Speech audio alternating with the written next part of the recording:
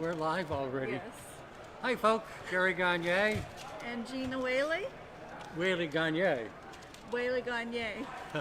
Another show and some real special treat for you today. As mentioned it on our last show, we're going to do a live show from Lancaster, Pennsylvania, where there are over 1,000 pigeons on display. We certainly want to invite you to come on down. One of the nice things about a pigeon show is that it's free. So if you're interested in pigeons and would like to see what pigeons look like in the flesh, so to speak, well, come on down. We're at the Lancaster Post Inn. It's right on Route 30. Put it in, Google it, whatever you want to do. Easy to find. And just to come on back, you'll see where all the cars are. And we have a show.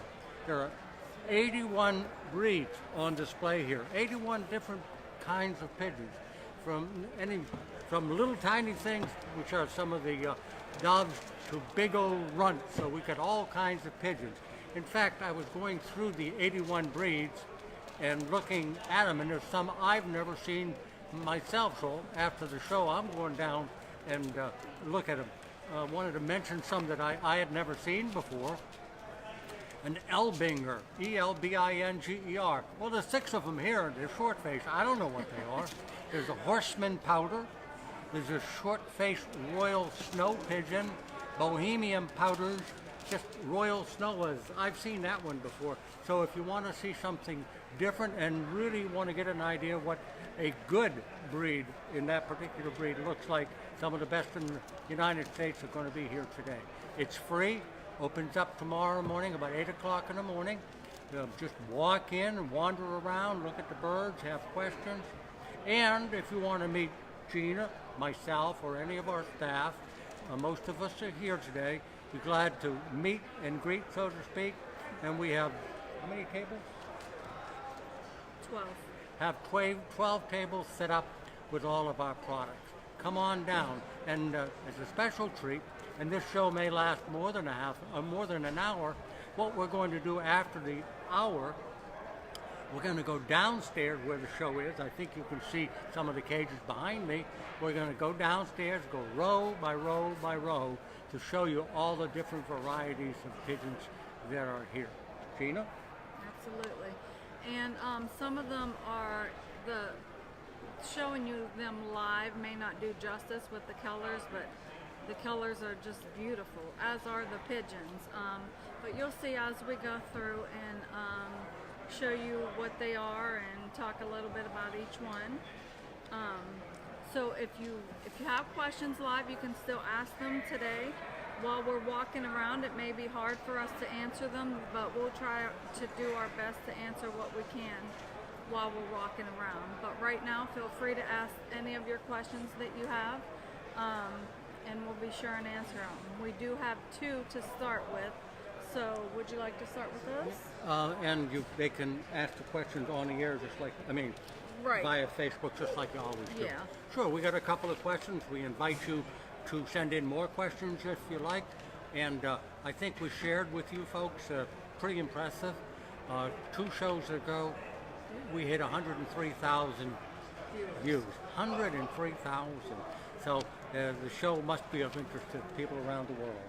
First question. First question's from Ricky Howard. How does one get into showing pigeons? Well, I wish I knew where you were, where you live, Ricky, but the best thing to do is go online and type in the National Pigeon Association. That is the overseeing organization that sort of oversees all the fancy birds at the shows. And in fact, in 2 weeks, 2 Saturdays from now, Friday and Saturday, the Grand National Pigeon Association is having their show.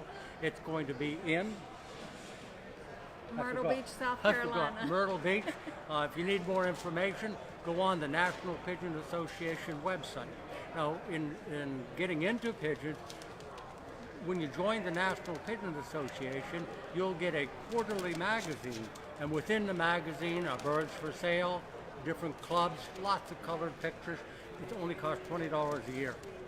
just get online, find the National Pigeon Association. Okay. Couple of comments on the live feed already. One of the guys was mentioning your hat here. You want to talk about? This is Dare. Barry runs the show. He's the superintendent, and he's famous for having hundreds of different hats. So they dared me to wear one of his hats. This is one of his. Now the people are starting to view 20 minutes from now and don't know what the heck I'm doing. Mary's hat. Couple guys said they're on their way to the show now, so we'll see when you get here. The next question was from Sam Sprick. Tell us about the Acid Pack 4-Way. Acid Pack 4-Way is something new for foys. We put it in this 2018-19 catalog. It was brought to my attention by some breeders up in Canada saying that so many of the Canadians do use the Acid Pack 4-Way. It's not a medication, and it's meant for flying birds, whether they're tipplers, high flyers, rollers, racing homers, and especially racing homers. It's a combination. The reason it's called 4-pack, it's a combination of organic acids, enzymes, probiotics, and electrolytes. And the reason that people use it is that combined in this formula, it actually helps the birds reduce their thirst during a flight. A lot of people who fly birds will inject water, pour water with a syringe, put water in them so they don't become dehydrated, or at least they have more water than they might normally. Well, the Acid Pack 4-Way, what it does is reduces the need for the thirst. And a lot of people are trying to do that, especially hot days. The birds become dehydrated very, very quickly. And in a long race or in a long fly, a flying bird can lose up to 25% of its body weight, and that's because of loss of water, dehydration. So the Acid 4-Way Pack, great product. We've had a lot of people calling and asking and ordering it. So if you're interested and you have more questions, just give us a call at Foys till Monday. They'll give you my home phone, and I'll be glad to talk. One of the ladies, I'm sure there's African owls here, right? Somebody asked if we could show the African owls. We're going to show, no, can't do it. We're going to, Jeff Kapp is going to join us. Well, yes, there are African owls. In fact, there's 66 African owls here. So if you want to see some of the best African owls in the country, this is the place to be. It's open today. If you want to come on down today, we'll be here fairly late, almost 8 o'clock tonight.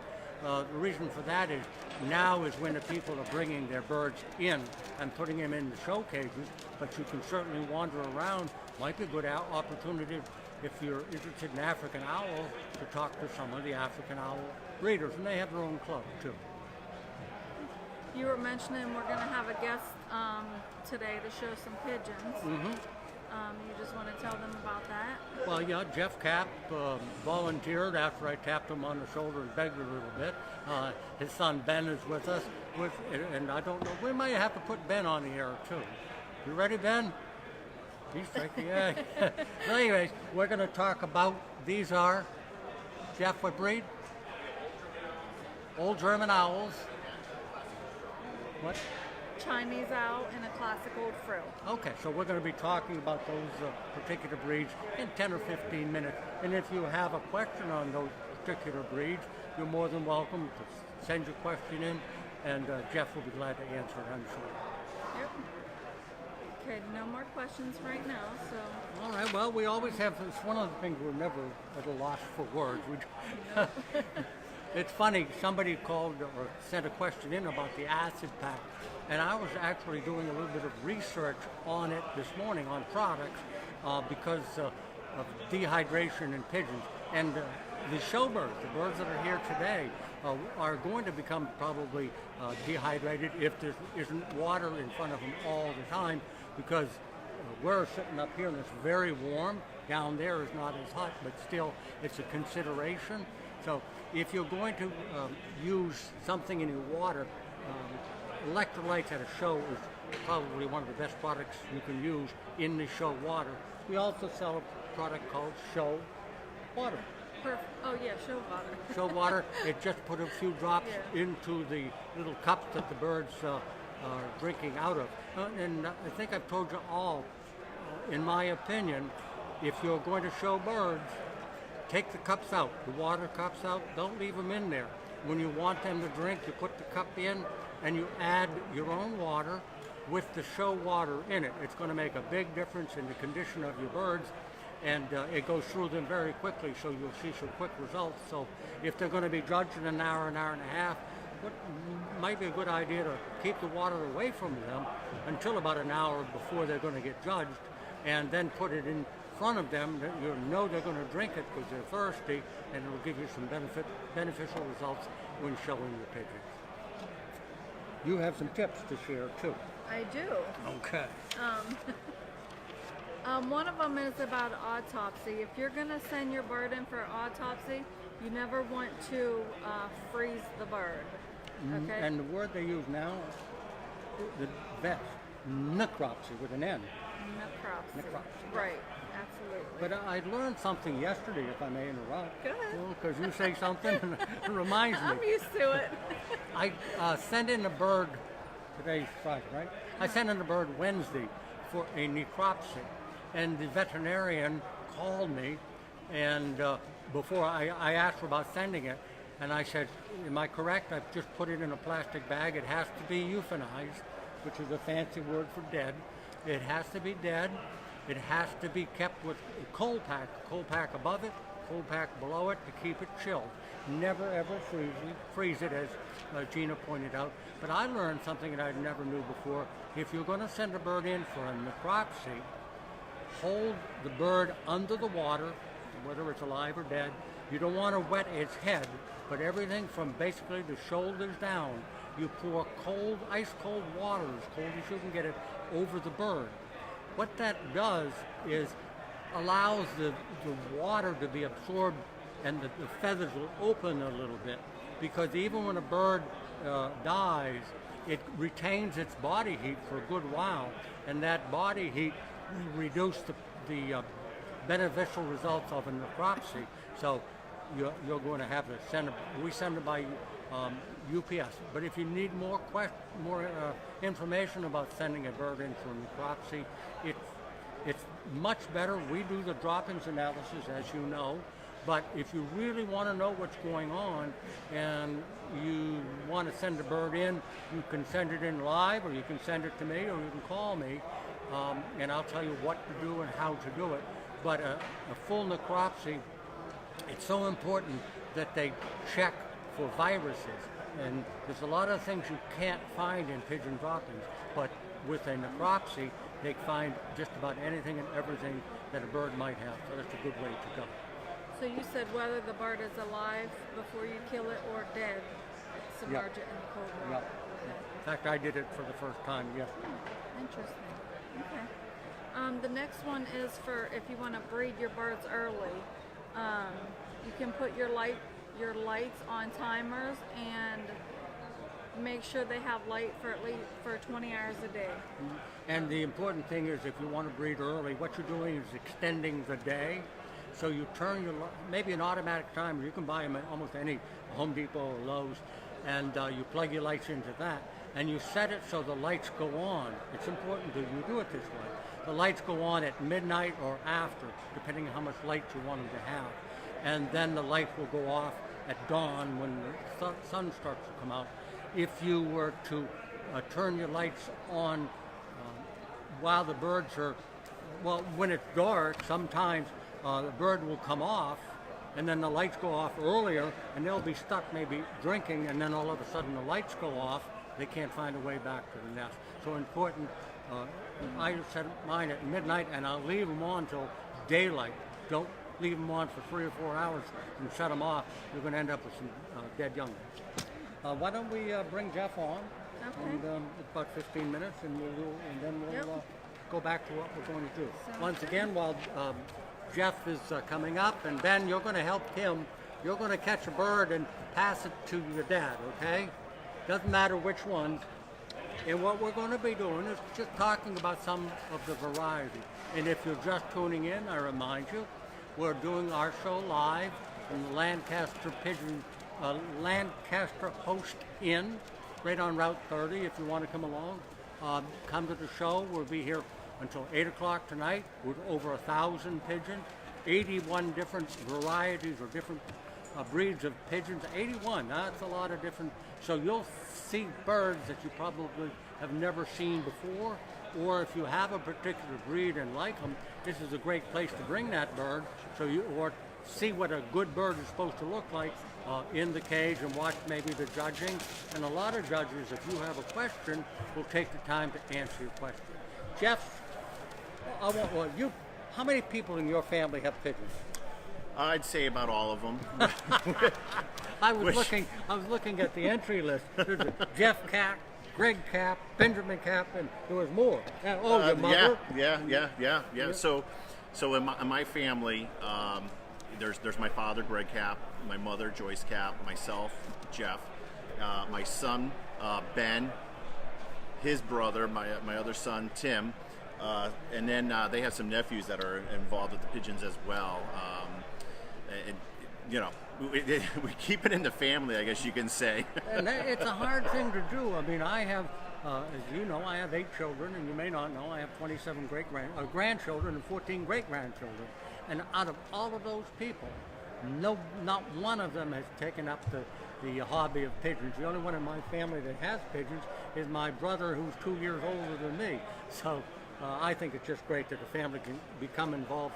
Because so many folks are looking for something to occupy their kids' minds, so to speak, and keep them busy. And this is a great way to do it. Oh, it's so true. I mean, with all the electronics, the video games, and all that are out there now, yep. You couldn't ask for a better hobby to get the youth involved in. And it is important that youth get involved with some type of a hobby. And you have all different breeds in your family, too. Yeah, right? And that's the great part is that I have lofts at my house. We have lofts at my parents' house. So we can share birds back and forth. The different colors, different breeds, and all that and everything. Mm-hmm. So that's the nice part about the whole thing too. So yeah, especially if you're working on maybe a color project or you're just trying to improve a certain thing, an object of that bird. It's beneficial to have that. And so many of the breeds actually have their own club, which is just on that particular breed. So if you're interested in the breeds we're going to be talking about, all you have to do is contact the NPA, and you mention a breed, and they'll give you an idea of the club and the contact information, or possibly a breed or two. So once again, we're in Lancaster. If you'd like to come to the show, it's at the Host Inn. And I did want to mention, in 2 weekends, not next weekend, the weekend after, is the Grand National Show. It's in Myrtle Beach, and I don't know, there's 4,000 or 5,000, maybe more birds there, and the best in the country, and probably some of the best in the world. So that's another show that you might consider attending. And if you're interested, just give Foy's a call, and we'll give you the information exactly when it is and the times and so forth. And we're going to be there? Is that what did she say? They're going to do another live show there. Oh, I'm sorry. We're doing the live show from there. I'm sorry. But one of the bad things about talking to me is I'm hard of hearing and too stubborn to have any hearing aids. All right, let's bring a bird in, and can you swing the camera? Okay. Sure. Okay, so what I'll do is grab this guy first. And so the first bird that we have here, one of my favorite breeds, and a lot of guys that are out there watching right now, they'll know that this is obviously an old German owl. This is called a red shield old German owl. It's not the best. It's not the champion old German owl out there. There's certain items and components about this bird that would not make it a champion bird. But it's a bird you can bring to a show and show. You got your frill in the front, your rosettes right there. This is the rosette right on top of the head? Yep. And you'll see with different ones that the rosette may be a little lower, a little higher. So that's part of it when the bird's being judged. And like I said, this is a red shield. So with the old German owls, you'll have either bars or shield mark, okay? And it's important that guys always note this sometimes, because they'll just put, oh, I have a red old German owl. Well, this is a red shield. The entire shield is red. And you can get these in black, yellow, and red, okay? So that's the red shield. Now, of the old German owl. when you first brought them up to the where we're doing the show from, I asked, do you use a dropper? And that's one of the nice things about these birds. Correct. So the old German owls. Excuse me, I said dropper. I meant. I know what you mean.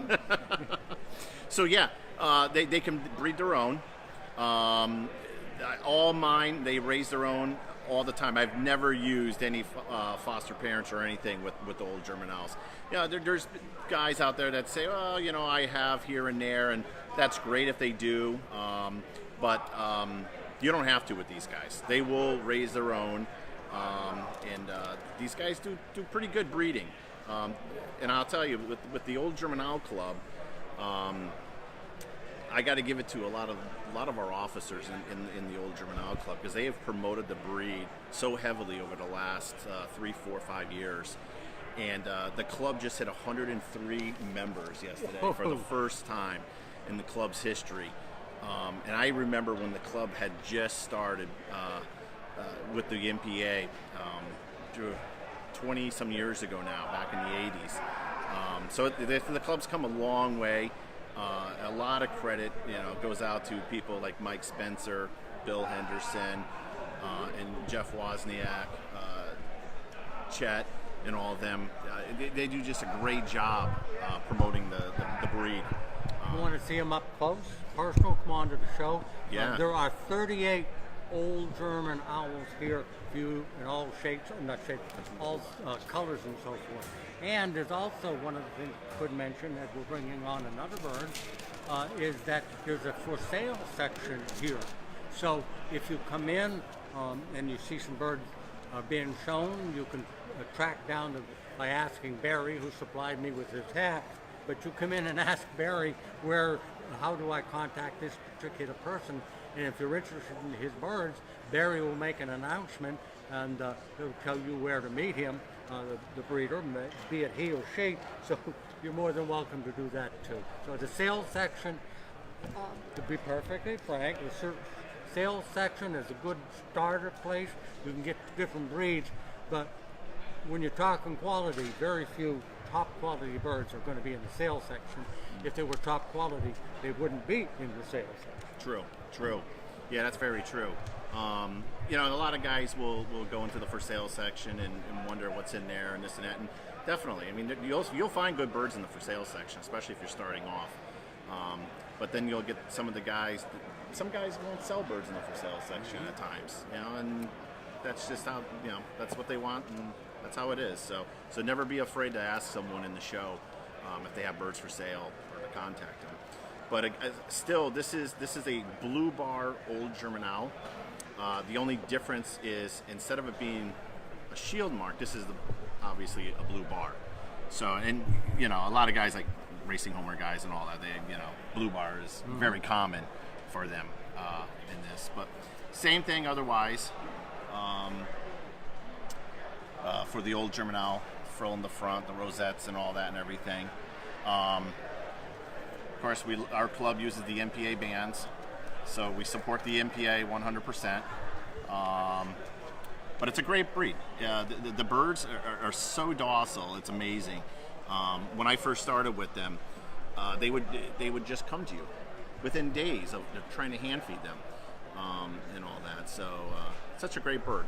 As Jeff mentioned, the bands, the NPA band, National Pigeon Association. By the way, if you need bands, you can stop by at the show. We'll get them to you.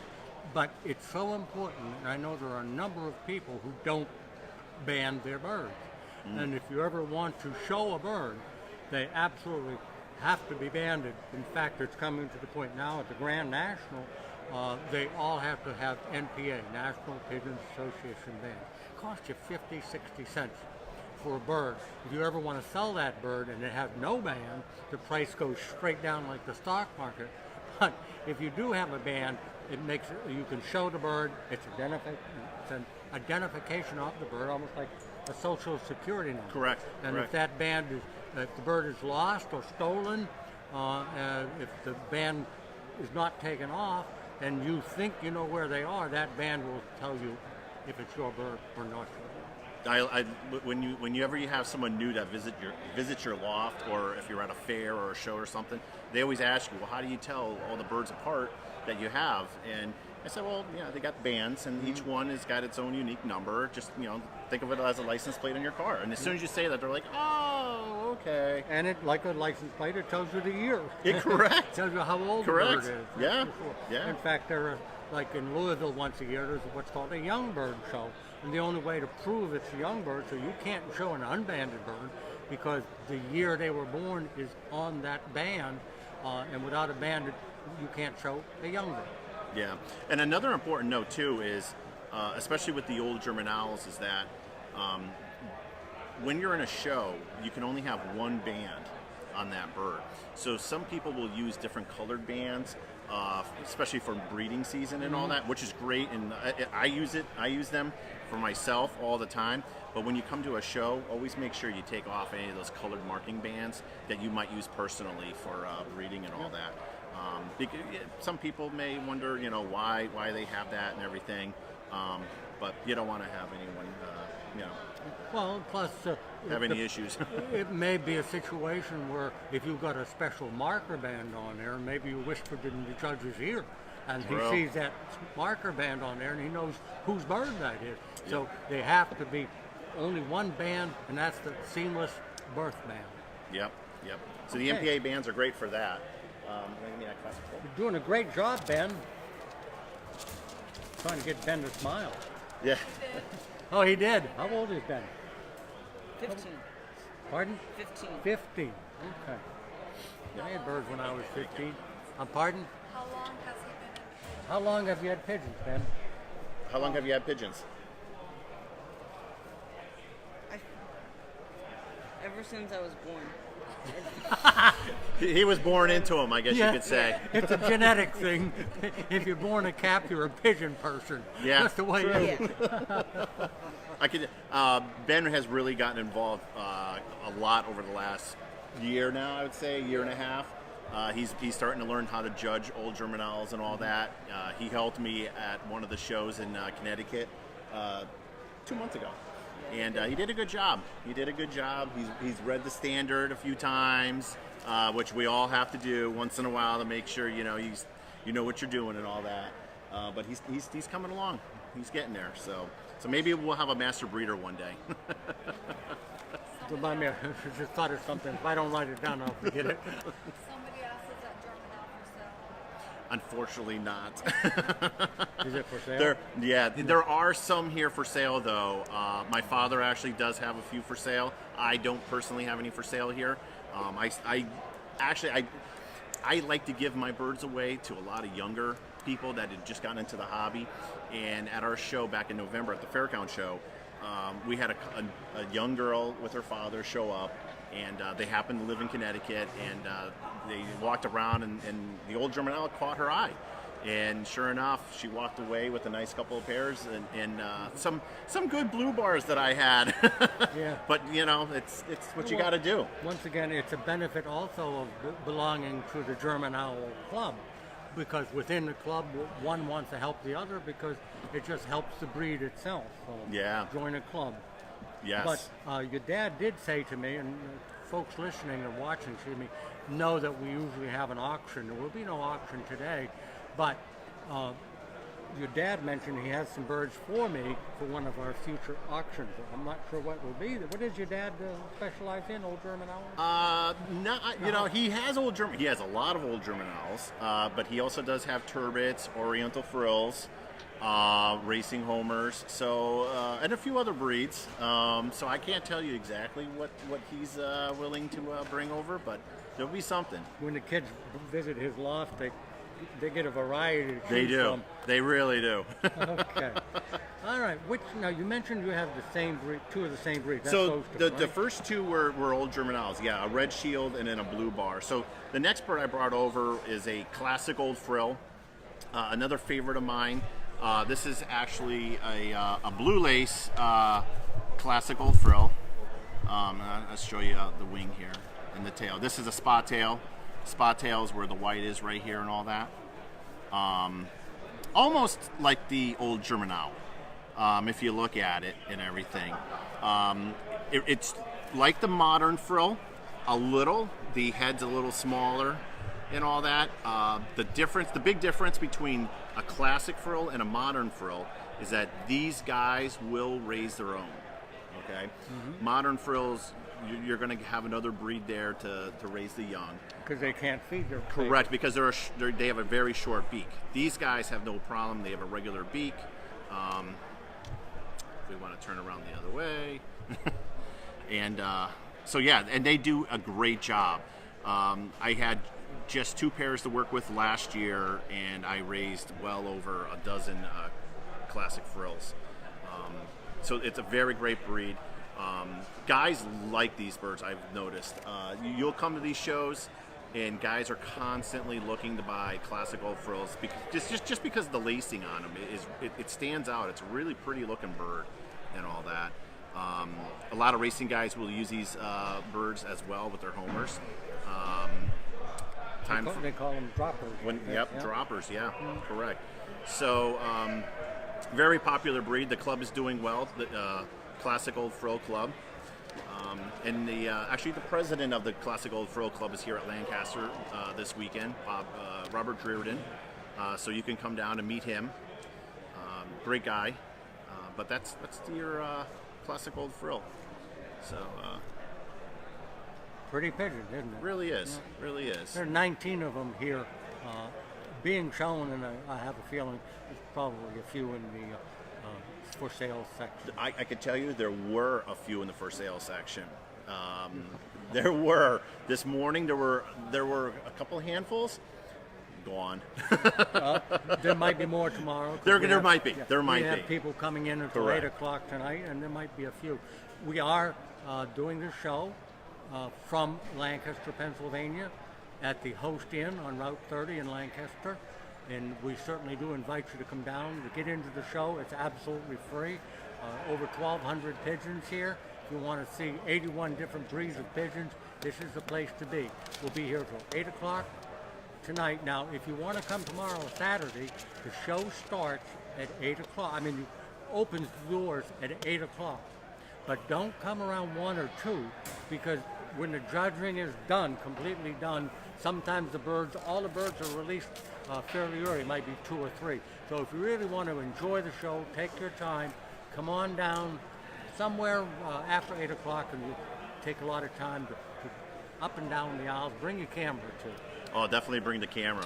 This is one of my favorite shows here in the Northeast. I mean, I love coming here. And I like it so much that even the entire family comes. They love coming to this show. So it's a great show. Now, I'll mention, the Lancaster Host Inn has been purchased by, is it Wyndham? Wyndham. Yeah, Wyndham. And it's being completely remodeled. So the hotel, you probably aren't going to get a room tonight at the Host Inn, but there are so many hotels around here, motels if you want to stay overnight, but it's under construction. So don't be displeased with the condition outside, because they're digging everything up and building everything all over again. But the show hall is just gorgeous. It is done. You're welcome. Go ahead. Oh yeah.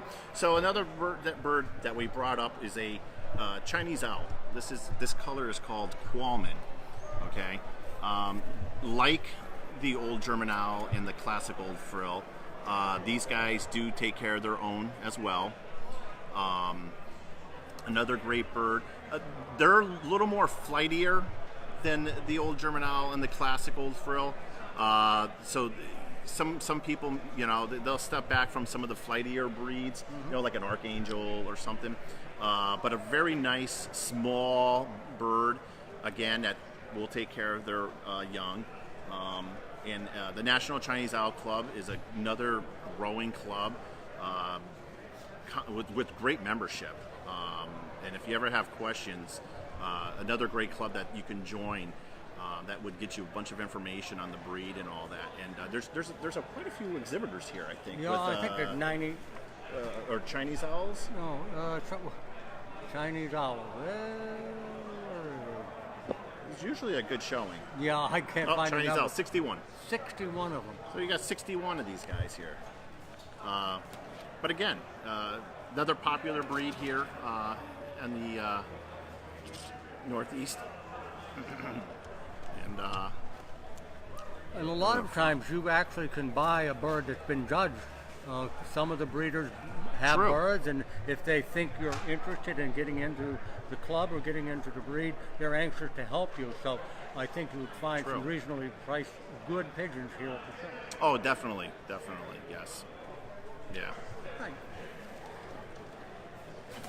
Well, Jeff, we want to thank you very much for coming, explaining Well, the thank you breed for and having me talking. on the show. I appreciate it. Think we can bring Ben on, maybe, just to introduce Yeah, him? Come sure. on over here, Ben. Sure, Ben. I hope your family watching. You're going to be a star. When you get down there, they're all going to want your autograph. All right, Ben. This is Ben Cap. His father just finished talking about some breeds. What breed do you like the most? I like the Jacobins. Jacobin. A lot of them here. I think Yeah, there's 75 Jacks here, if I remember right. Yeah, 175. So there's lots of good Jacobins. If you want to see some of the best in the country, this is the place to be. Do you take care of your own bird? Well, there's only one, so You only have one bird? yeah, we only have one. Got to start somewhere. Yeah, So they're mixed in with the rest of the pigeons? yeah, So somebody else feeds and waters them for you? yeah. Oh, must be nice. Yeah. I'd like to have somebody feed and water my birds. But you do like pigeons? You grew Oh, up yeah. with them? When I was your age, I got into pigeons when I was 7 years old. And when I got into high school, you're going into high school or a freshman? Yeah, freshman. Freshman. I got a part-time job just so I could pay to feed my own pigeons. So you're lucky. You've got somebody to take care of. But someday maybe you'll have a whole bunch of these. I'll bet you over time you'll change from the Jacobin to something else to something else. Yeah. And then hopefully you'll have it in your blood for the rest of your life. Yeah. Thanks for coming on. All right, folks. That's the part of the show. I hope you enjoyed it. I thought it went very, very well. We will be doing this again at the Grand National, and we'll have another expert on the air with us. Gina's going to join me again, are you not, Gina? Okay. If you have any questions, we do have some questions on pigeon health, pigeon lofts. If you have any type of question, want to know how to get a hold of Jeff Cap, the best way would be to contact Foy's, and Foy's will give you my home phone number, and I'll speak to Jeff, and if he decides he wants to take some phone calls, he can, but it has to go through me first. Is that okay, Jeff? That's fine. Okay.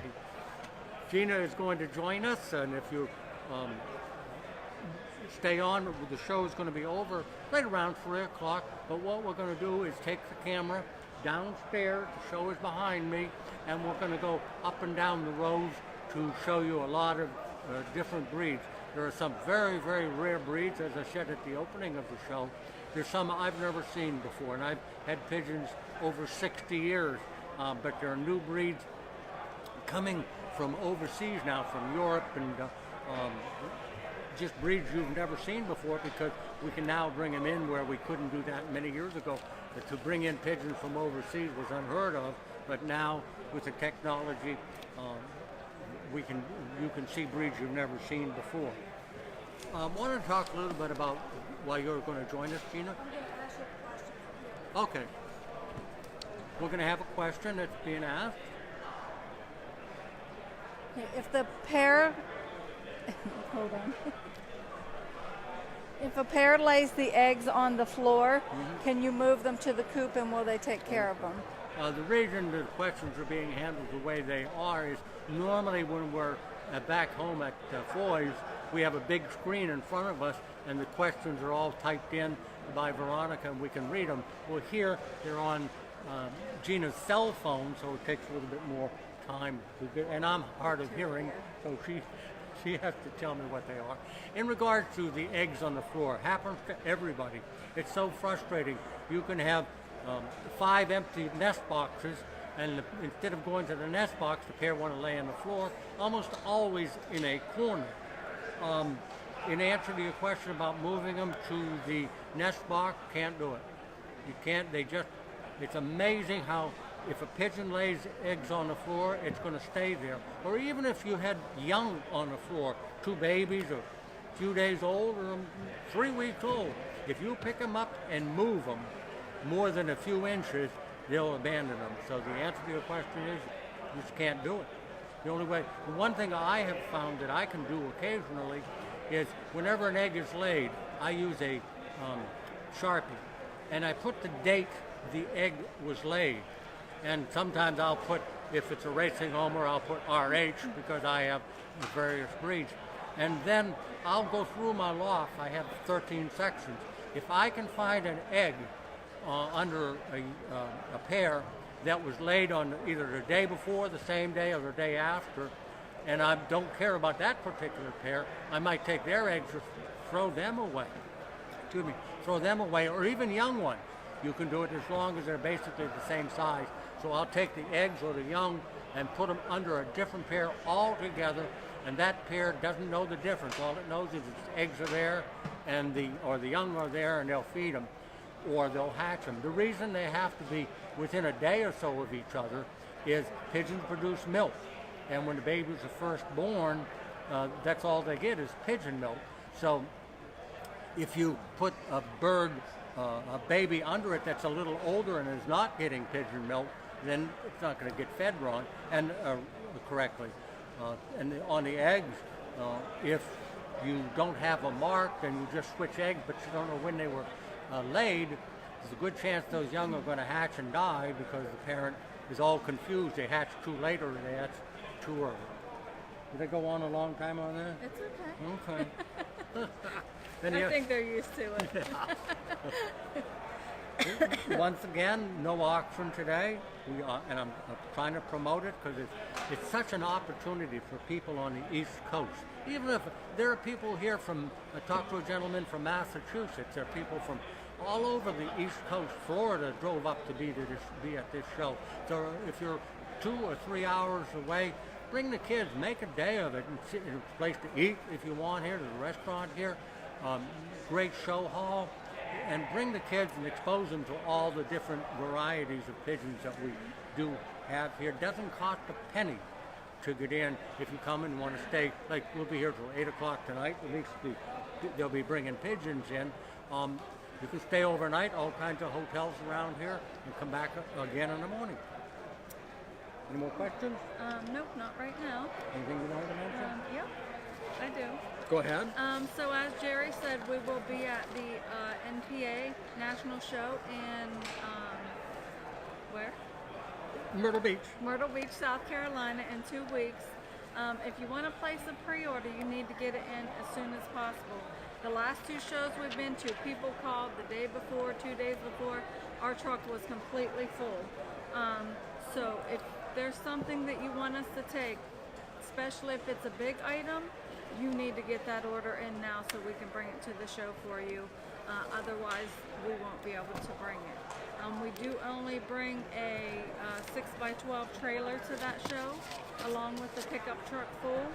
So please get your orders in now and don't be denied to have something large brought for you that you might need. It's absolutely, without a question, the trailer will be full. We actually have more product here than we will in South Carolina because the vehicle we're bringing is smaller. So we will be full. If you wait until, we're leaving on a Wednesday, are we not? Wednesday. If you wait until Monday or Tuesday before the show, unless it's something very small, there's a good chance we'll have to tell you no.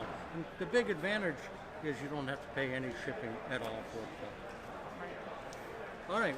I wanted to mention, I've talked about this before, real fancy. See, it says health. Now that, to me, I know that means pigeon health, not my health. But what I've done over the years, because we take so many phone calls about pigeon problems and pigeon health, is I've collected a lot of information It's not fancy, but if you're interested, it's tell them how to do it and so forth. And It's called Jerry's Health Tips. You can order it off of our website, or you can call and place an order with us. It's $10. We'll email it to you if you'd like us to email it, or we could send you a printed copy. And I'm updating it all the time.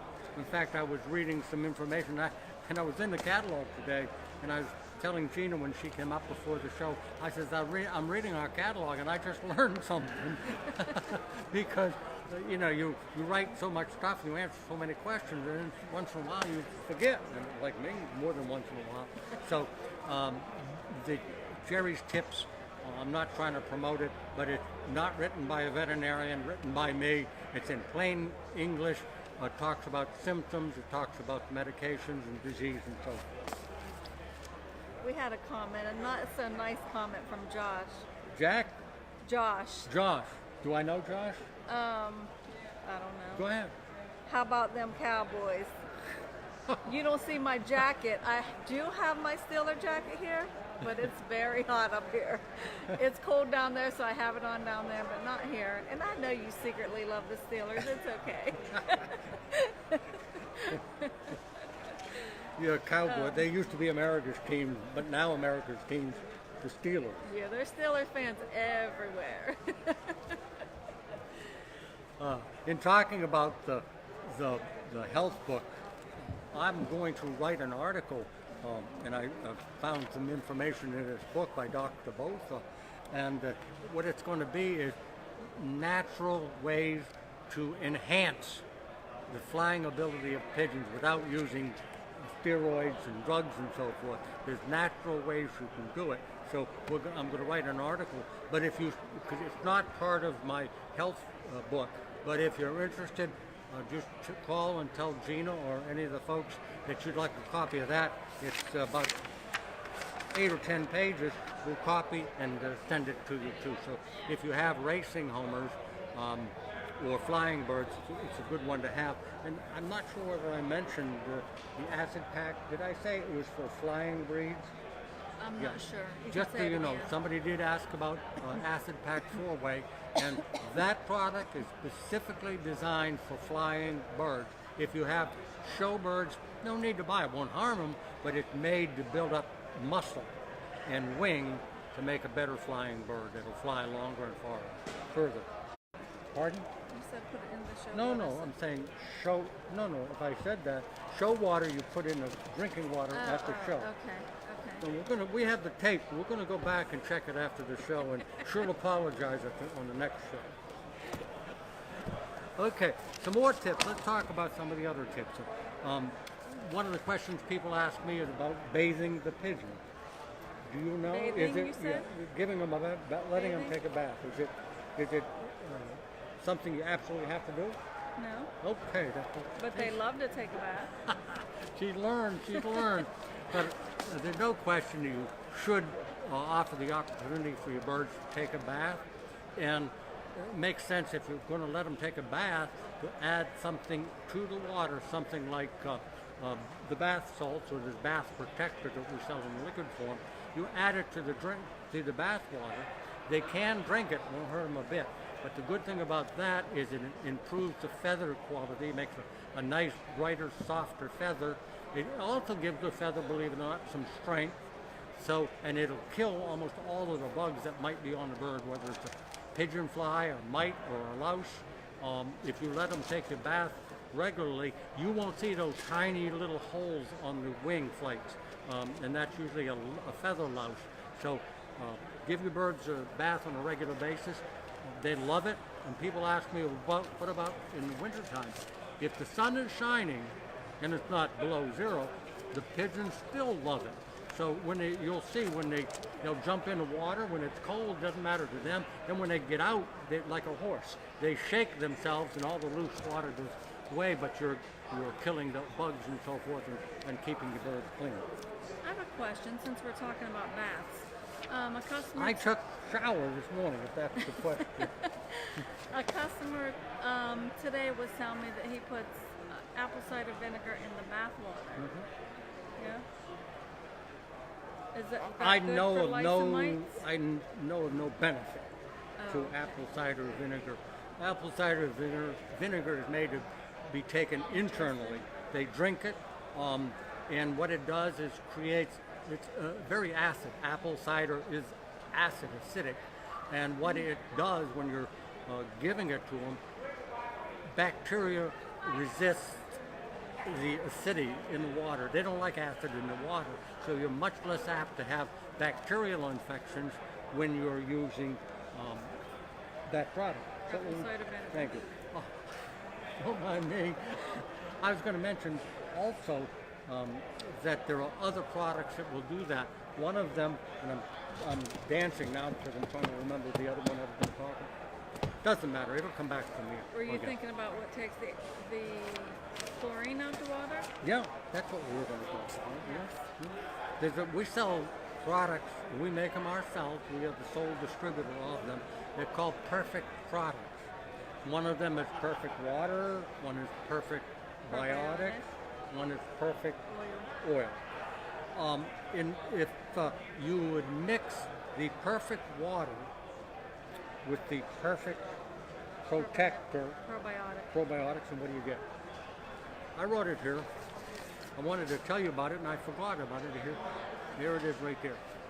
One of the questions we've had 2 or 3 times on this show is the chlorine in the drinking water. And in most cases, a veterinarian will tell you the chlorine in the drinking water is so minute compared to the volume of water, it should have absolutely no effect. But in reading some information this morning, because there are some areas that have very strong water, if we talk about Perfect Probiotic and Perfect Water, if you mix those two together and put them in the drinking water, the chlorine will be evaporated quickly. There'll be absolutely no chlorine in the water. So if you wanted the free way to do it, of course, is to fill your jugs and let them sit for 24 hours. The chlorine will be gone in 24 hours. But if you're in a hurry and want to be sure, then you put the Perfect Protector, Perfect Water, and Perfect Probiotic. Thank God you're with me. And it'll take care of the chlorine. I wanted to talk a little bit about a product. I didn't know whether we'd have time or not, but this, I'm not going to take it out of the bag, but this is called Nutri Drops. It's got a pump on it to get the drops out of it, and there's a virus going around the country that is called the adenovirus. And if you read our catalog, go online, pull up Nutri Drops. There's 2 full paragraphs telling you the benefits of this product. We don't know why, because it's not a medicine, it's a natural product. But people who have used it, many people, have had great success building. What it does is strengthen the immune system. It makes the immune system sort of like Popeye with the big muscles. It makes them stronger, the immune system itself, to fight it off. The reason I wanted to mention this is that in doing a little bit of research for the show, I read my own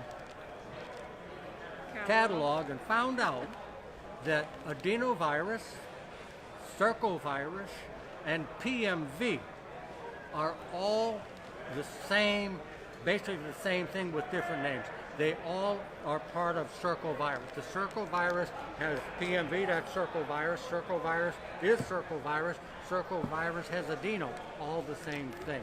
And the question is going to arise, can you vaccinate against adenovirus? There is no adenovirus available made in the U.S. Some people are able to bring it in from Europe. My concerns are, if you're going to ship it in from Europe, it has to be kept cold. Now, I'm not saying you can't do it, but I would be suspect, because if you're shipping it and it gets caught by customs, they're either going to take it or you're just never going to see it again. You pay for it and you never got it. Or it got warm, and if it gets up to room temperature and stays that way for a short period of time, the vaccine is destroyed. So just keep that in mind. If you can get it and get it cold, that's great, because there's it's called I think it's called PMV adeno. So that's it's an injectable to prevent the adenovirus. But that's all I know about it. What people have told me. It does come from Europe. Ready to go walk? Pardon? Ready to go walk? It's 3 o'clock. Oh no, we can't close until 3 o'clock. Yes, we can. It's Well, hot up here. don't you think we ought to tell them who we are? Like the name of our company, how to contact whatever us, you the want. website, and stuff like that. You I do. didn't say just end it and leave. Well, let me open my catalog here. It says here that we're Foy's Pigeon Supplies, located in. New Brighton, Pennsylvania. All right, and how do you get a hold of us? By email? You can call us. It's called info@foyspetsupply.com. So if Website. If you have any questions, you can call us 724-843-6889. If you have health questions, questions on products, whatever it is, feel free to call and talk to us. You don't always have to talk to Jerry. Us women know what we're talking about. You know, that's the one thing we laugh about. People call and have a question, and they'll be talking to any of the girls that work for us, and they not invariably, many times will say, well, can I talk to Jerry? And they'll call me, and I tell them exactly the same thing. and, Right. and they tell me that. Well, that's what the girls said. Well, you should have listened, because just remember who trained the girls, me. All right, what we're going to do now is as I said, we're in Lancaster. We're going to go downstairs where the show is behind us. We're going to go up an aisle, down an aisle to show you some of the breeds. I'll mention them as we go. We'll probably have to go quick for the 1,200 birds here. But if you have a question, they can still send the questions in as we're walking around. If you have a question about a breed or anything, and you need me to go back to show you something in particular, we can do that within reason. So, we're going to pick up our camera and walk away. Yeah, so bear with us a minute while we walk down. I'm not going to shut it off. I'm going to stay live, just walk down, and we'll go straight to the pigeons. Okay. As I mentioned before, thanks, Jeff. Thanks, Ben. Great show. I think showing those birds, I wish we could do it more, and maybe we'll have to do it more. So we're going to walk around and show you some pigeons.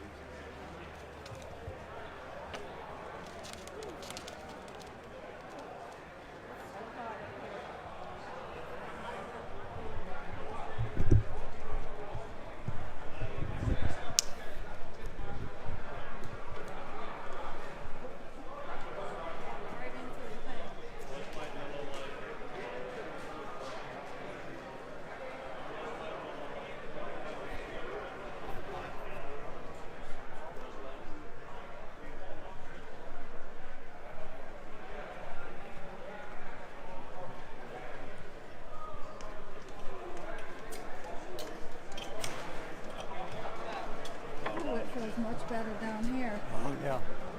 We're going to start over here. Yep.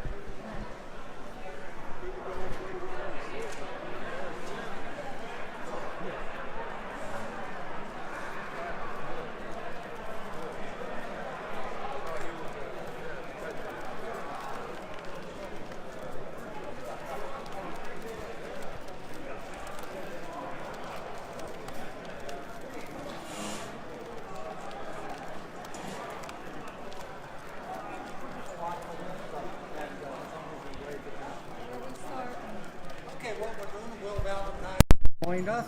We're going to be kind of walking through the show. You can walk as fast as you can, but we have to go fairly quick because we have so many birds to show you. We're at Lancaster, Pennsylvania. If you'd like to join the show, you're welcome. We're here till 8 o'clock tonight, and tomorrow the show, if you should get here somewhere before 2 if you really want to see all of the birds. So we're going through the dove section right now. This is Willie Valentine, my old friend. We've known each other probably 50 years. Yeah. So we're going through the doves. You want me to mention the colors or anything, Gina? How are we going to do it? Can they hear us okay? Because there's a lot of background noise. Right? Okay. We're in the dove section. You can see all the different colors. Basically, ringneck doves are a variety of them.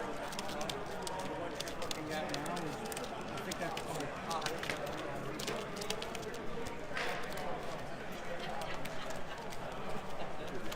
A lot of people who think of doves think of this particular size of pigeons. We can come back here. This is the white dove. That's the most popular of all. hard to see. Okay.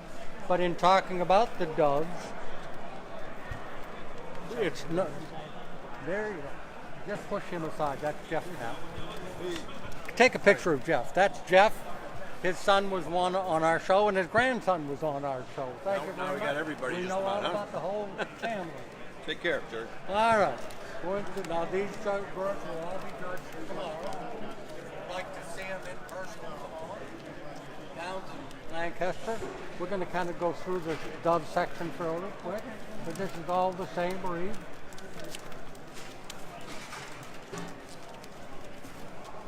Okay. Now we're going to walk across the aisle.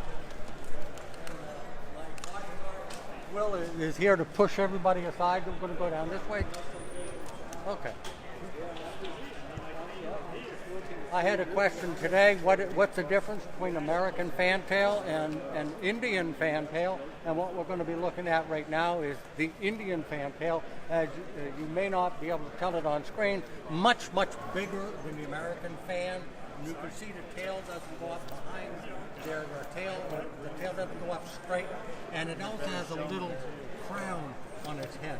These are all Indian fantails at Lancaster Pigeon Show, and we're going to be, we'll invite you down to take a look at them.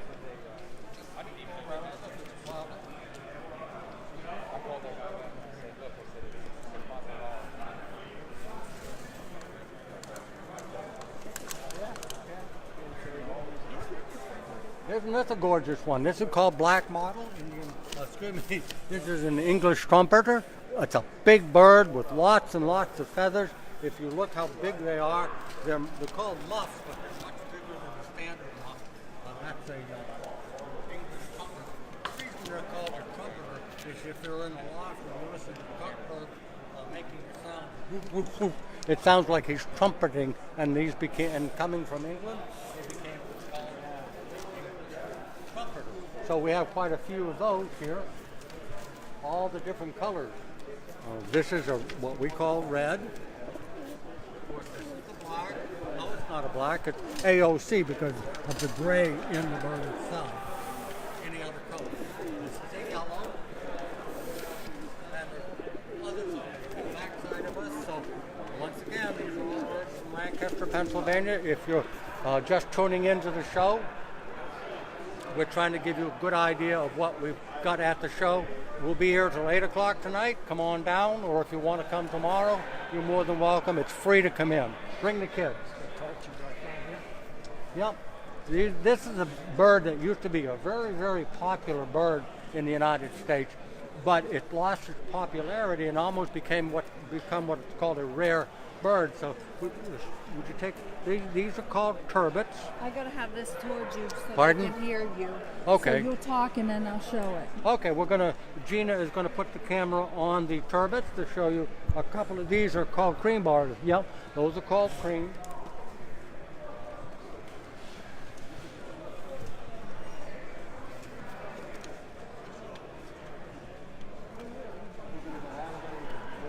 Come down.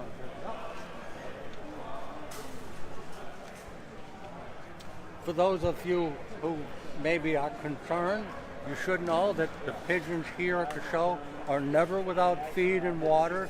The feed is supplied by Moyer Feed in Pennsylvania. Moyer Feed makes the purebred brand, which is what Foy sells also. And they also have access to their drinking water. And as I said on the show, it's a good idea to bring your own water. They're used to your water.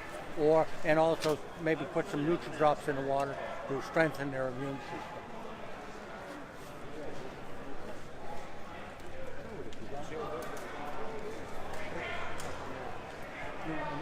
Show racer. If you look down at this green, what's in the cages, what those are for is allow the bird to stand on them, and if their droppings are there, they're above the droppings, it won't soil their feet or the feathers. Yes. Show racer, but there'll be more.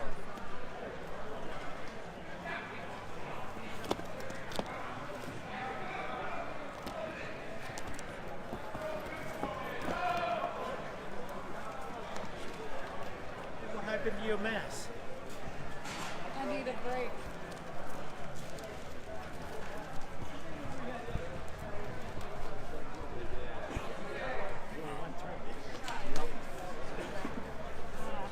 We're going to go down this row where this is the powder section.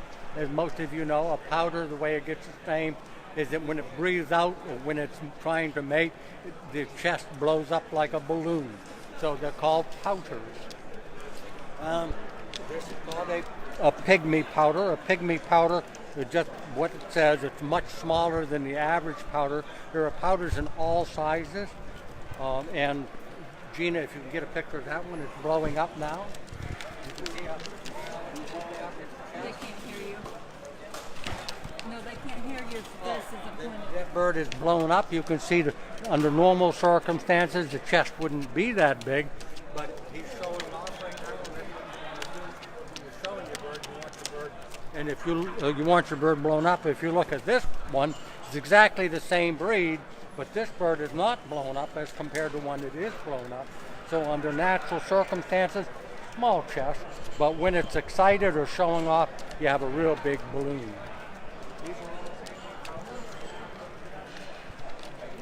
Pygmy powders are an old breed, been around for a long, long time. I'll stay over here, and you can go by me, and I'll be closer to the front. Okay. Don't mind us, folks. We've never done this before. We're learning. These are all pygmy powders, different colors. We have blue bars, we have yellows, all the different colors of the rainbow. When you're talking about pigeons, so many of the breeds come in all the different colors. Some people will specialize in just one color, or a lot of people will specialize in just one breed. So the people who specialize in one breed are usually the winners, because that's all they want to do is perfect the bird and get as close to what we call the standard as possible. And the judges that are looking at the bird to judge them, they know what the standard is. They know what the bird is supposed to look like, how tall it is, how it stands, how its chest blows up. There's so many different things that a judge has to look at, and the way to find out is come to the show, talk to a judge if you're interested in a specific breed.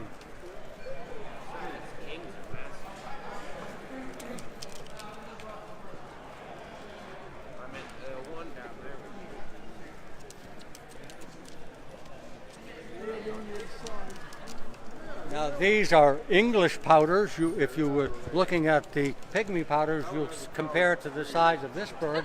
This is an English powder, which is almost twice as big as a pygmy powder. But once again, they've got the feathers on their feet. They blow up like a balloon. I can't tell. I've never bred them myself, so I can't tell you whether they're hard to breed or not. But they sure are a gorgeous bird. So if you went real quick, Gina, show that bird. That is a small powder, and I'll talk louder. This is a pygmy powder. Now we're going to go 2 cages down, and we're going to show you an English powder.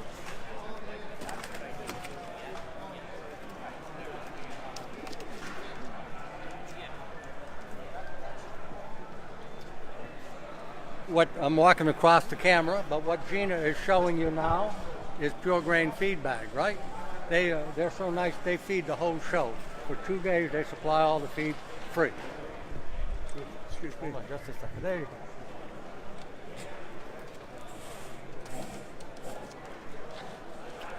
If you remember, we were talking about the English trumpeters just a few minutes ago.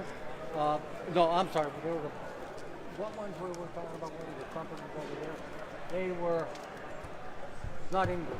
Yeah, they were English trumpeters. I'm sorry. Now I want to show you the English trumpeters. These are Russian tumblers. They're a lot smaller than the English. So these are all English powders that Gina's going to show you in all the different colors. English tumblers.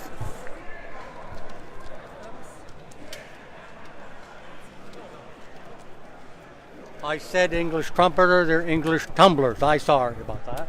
Russian tumblers? Yep.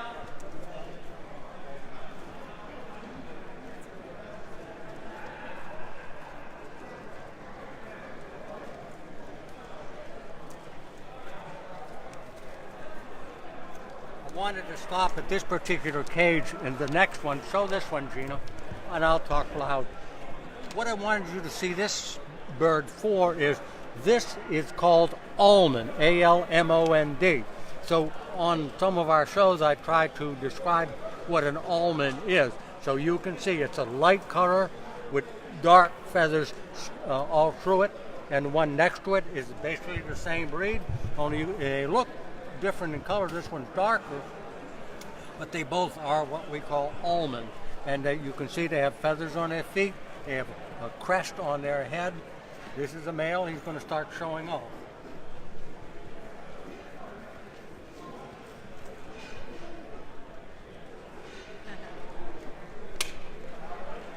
I wanted to show another color, which I've tried to describe before, but seeing, you'll learn a lot more. This is an Andalusian, A-N-D-U-L, let me see here, S-I-A-N, Andalusian, and it's a rare color. I want you to see that.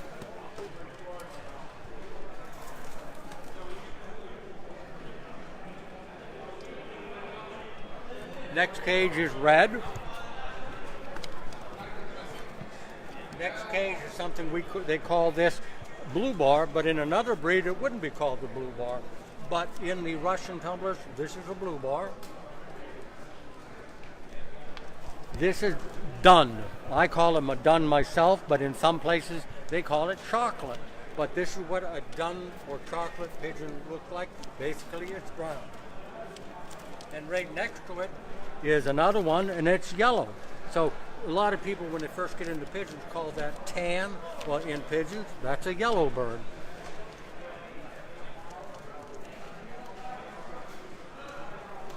Now this is a very, very unusual color. It's pronounced qualmond, Q-U-A-L-M-O-N-D. And this is what it is. It's really a striking, it looks like an almond, but it's much darker, as you can see. And the colors, there's more black in it than in an almond.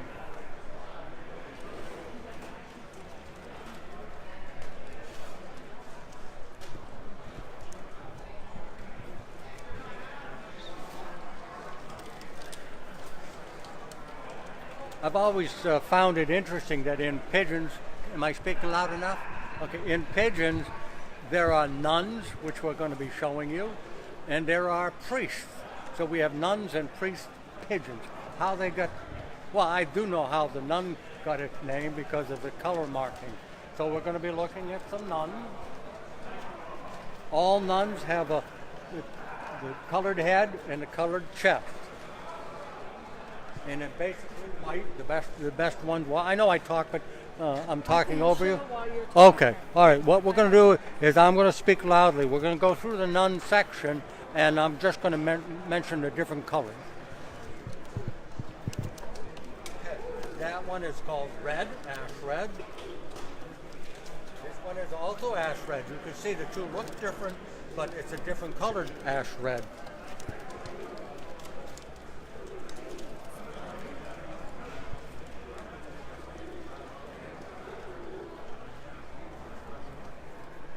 You might notice the markings, and that's where the nun name came from. They have a colored, just the opposite of a nun. A nun, the head and below is usually white, and the rest is black. Well, nuns are just the opposite in pigeons, where the head and breast is a dark color, and the rest of the body is white. Somebody said and saints. There's pigeons called saints also. Say the what? Saints. Yes, there are saints. That's right. I didn't even remember that.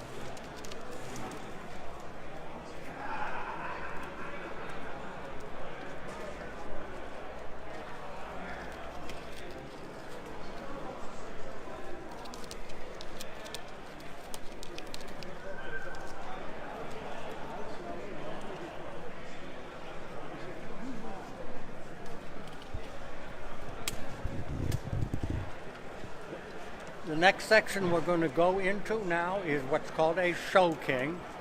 Show king, the kings used to be a meat pigeon, but now there's not as many around. They're called utility kings. And those are meat pigeons.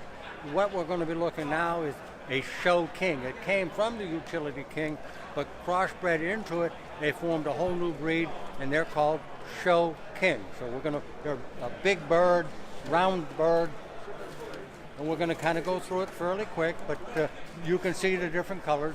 And we remind you, Gina, you can take a question if somebody you'll know. Okay. If you have a question, we're at the Reading Pigeon Association show. It's in Lancaster, Pennsylvania. It's held this weekend every year. You're welcome to come down. It's free to get in. You can see over 81 breeds and over 1,200 pigeons. Free to come in. Why don't you come on down to Lancaster or make a plan, come tomorrow. If you're 3 or 4 hours away, come on tomorrow. Tonight we're here till 8 o'clock. Tomorrow they open at 8 o'clock in the morning, go maybe 2 or 3 in the afternoon. And if you want to meet some of our staff at Foy's, we have 12 tables with a lot of different products, and most of the people that work at Foy's are here to meet and greet and talk to you and answer your questions. So I'm going to let Gina just kind of go down, and what you're going to be looking at is all the different colored show king.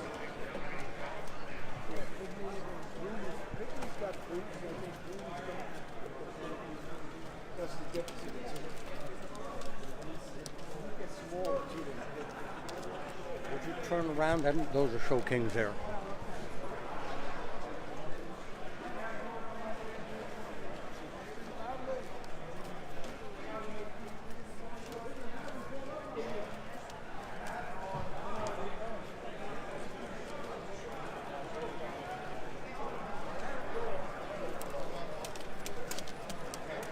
Yep.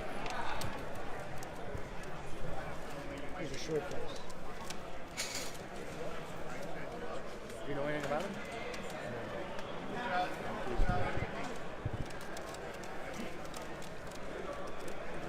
What I wanted to show you is a breed I've never know almost nothing about, never heard of, and yet they're here at the Lancaster show held by the Reading Club. This bird is a short-faced Vienna Gansel. Like I say, I've never heard of them before, but you have a number of them here, so if you want to see a pigeon you've never seen before, come on down to the show. I'm going to let Gina just kind of walk down and show you the different colors, and we remind you, if you have a question about the show or about pigeons, just contact us through Facebook.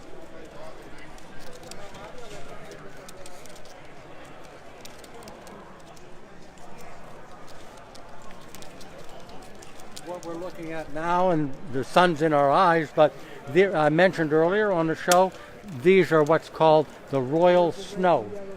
Short-faced Royal Snow pigeons. So I guess it makes sense that they're all white.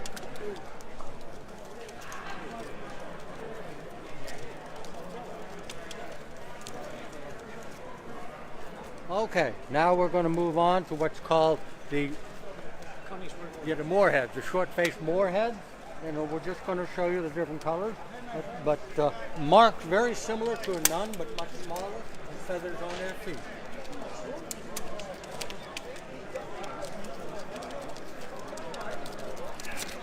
This is a short-faced helmet. We had some of these on our show, on our auction a couple of weeks ago.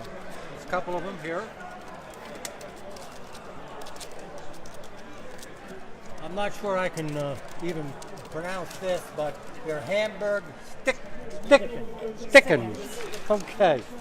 Short. Did you put that back on? Thank you. A short beak bird.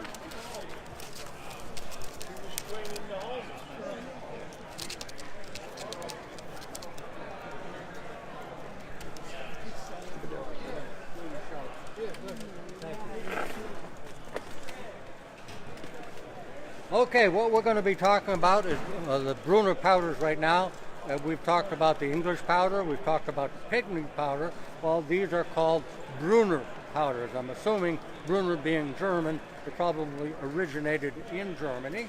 So Gina is going to show you the different colors. I'll try to talk loud and mention what the color is. This is a grizzle. See how it's blowing up its chest? That's why they're called powders. It blows the air in and expands the chest, and it's showing off, like wild birds do, it's showing off to other males or females.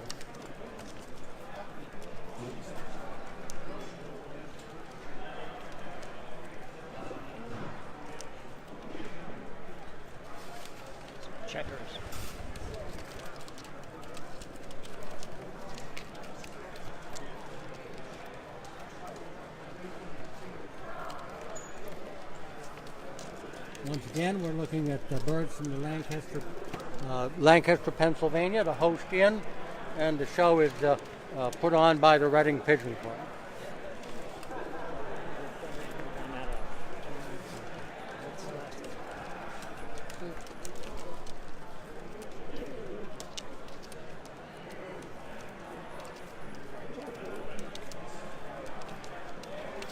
This is a breed you don't see a lot of. This is called a holy cropper. It's in the, I guess in the powder family, but really it's a cropper. So this one is it's called Splash, and Splash is, I've talked about Splash before. It's a mix of colors, white and other colors, usually white and black, white and red.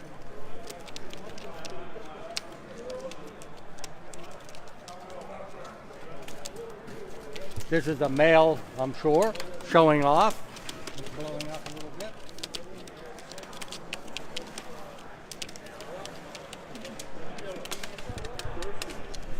You gotta go back that way. For those of you that still need some stuffed toys and bands, you're going to be here till 5, which is roughly 35 minutes. Or so if the students kind of go through dying out, so please help me. I'm stuck getting busy.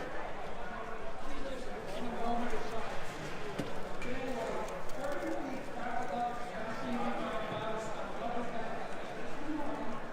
What we're going to be looking at right now is, we talked about them before.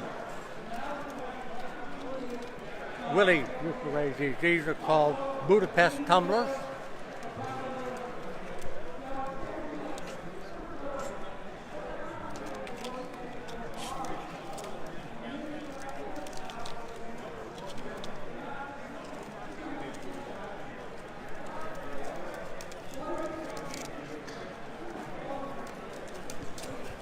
And we're moving on to another breed now. We're going to be just showing you the short-faced Berliners. And when you see these short-faced, this is an example where you have to use what they call pumpers or feeders, because these birds have a very difficult time feeding their own young. So what you do is when they're laid, you will switch the eggs or the young to a different breed that has an easier time feeding them, as long as they're within a day or so of the same age. Because these birds cannot feed themselves or feed their young.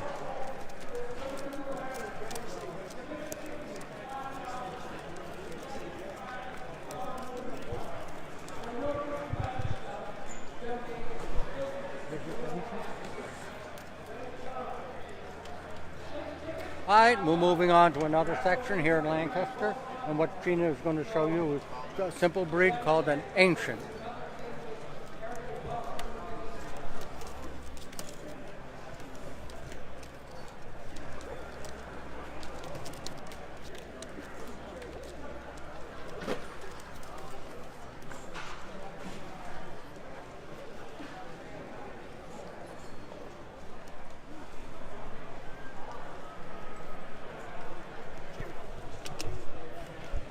Coming through. And what kind of pigeon is this, sir? That is a Australian. An Australian pigeon.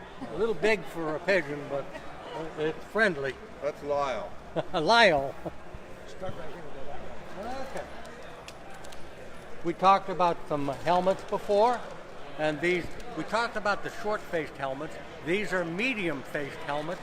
Same basic marking, black head, black tail, the rest is white, but there are other colors.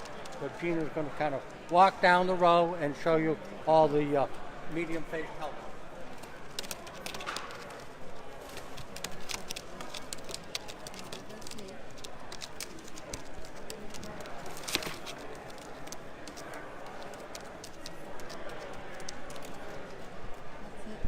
We're going to skip a row now because the rest of this row is empty, which just means there are people bringing their birds. They just haven't got here yet. Every cage in this building will be full by tonight.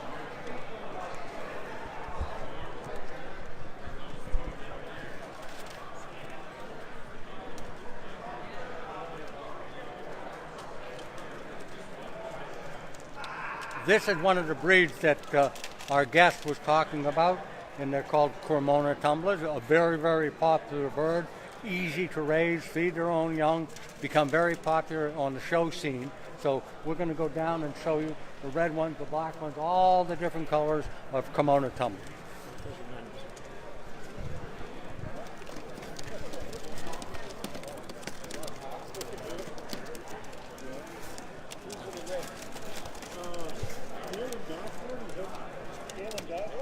We're in a nun section now. We're going to move kind of quick and go to another section.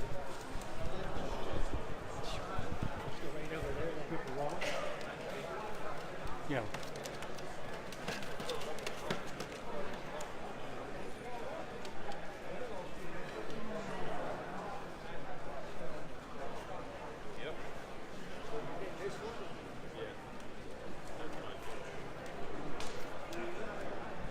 This row has some exotic birds, ones that I haven't seen, or at least I've seen them, I think, but been a long time.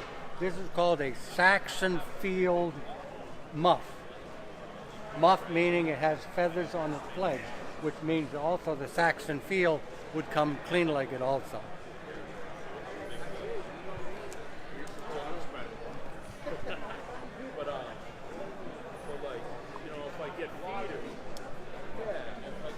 This is a Saxon field clean-legged. I want Gina to focus on the bottom, the floor of this cage, because I want to show you what stress does. And a lot of times people will call me and say, my birds have green droppings. And the first thing I ask is, something happened, did it move, a new loft, new birds?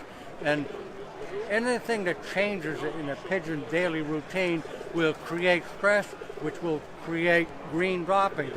You kind of have to ignore them in that case. So Gina's going to show you, these birds are in a show cage.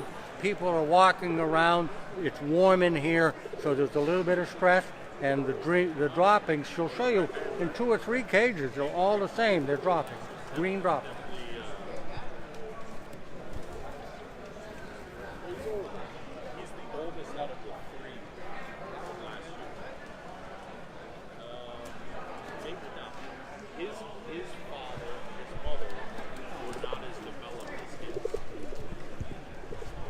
All right, now we're at Lancaster Show. I know, keep repeating, but I know that people are dropping in to see parts of the show. We're in Lancaster at the Lancaster Host Inn with over 1,200 pigeons. Come on down today or tomorrow. It's free to get in and see all these birds.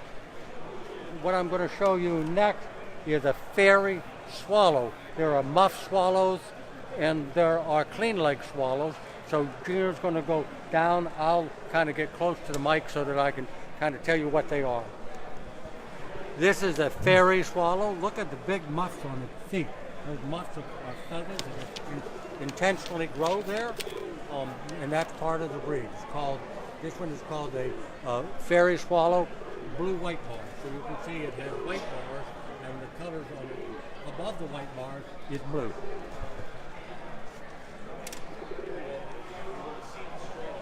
And now we're looking at a Nuremberg lark. The larks are, of course, from Germany. Clean-legged, long beak, long, graceful style. This is called a Nuremberg lark, L-A-R-K.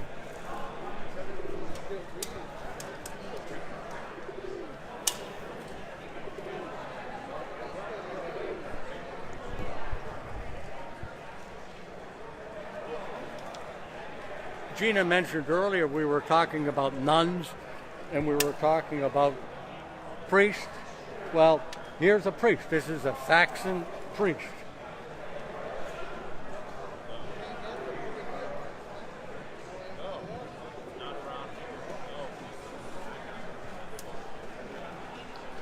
A number of weeks ago, Jeff Wozniak, no, it was Jay Turner. Jay Turner donated some birds for the Legacy Fund Trust auction, and they were lucerne. A gorgeous pigeon. They went for big bucks. And this is an example of what different colored lucernes look like.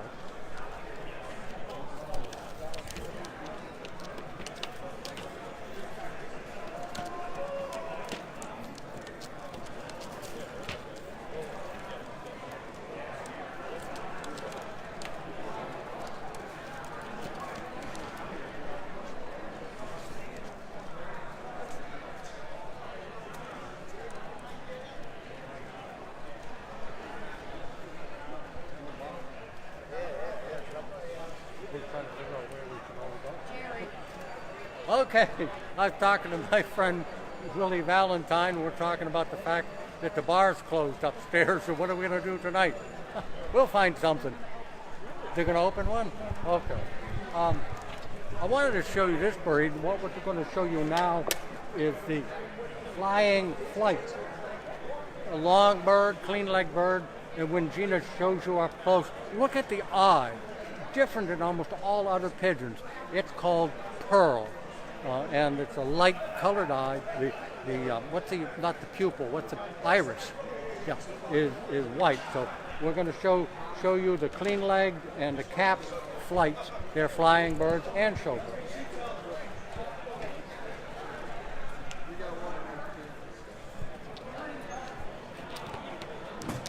Stop, draw. Please, if you're here, please go to your shell cage. If you're not, it don't matter. Stop, draw. Please go to your shell cage. This is a flying crested flight, crested meaning you'll see on the back of the head the feathers grow in reverse. But I wanted to talk about this particular bird. It's called a tiger, and it just has to do with the breed itself. It's spelled T-E-A-G-E-R. This is a flying flight, and its color is a red tiger.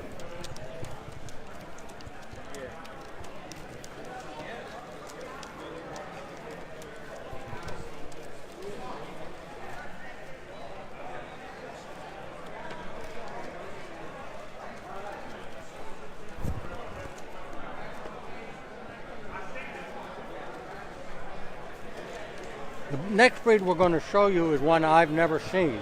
I think there's 8 or 9 of them here. They're called high-flying Danes, like the people in Denmark are called Danish. Well, these are high-flying Danes. Never seen them before, but they're here in Lancaster.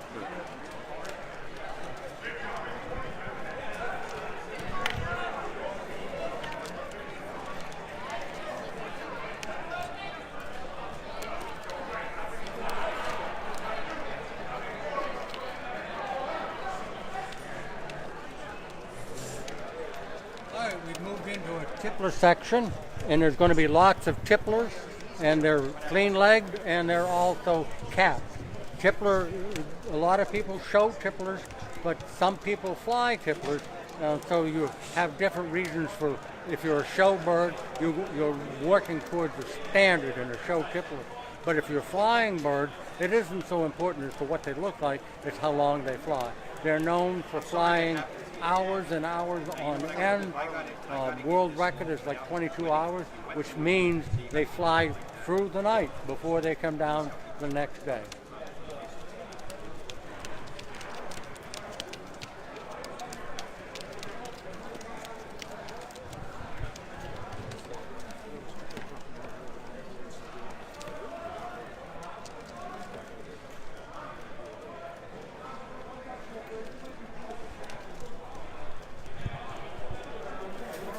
Gina, why don't you take it like a sweep in a full circle to show the people who are here, and behind you is people working on judging and show.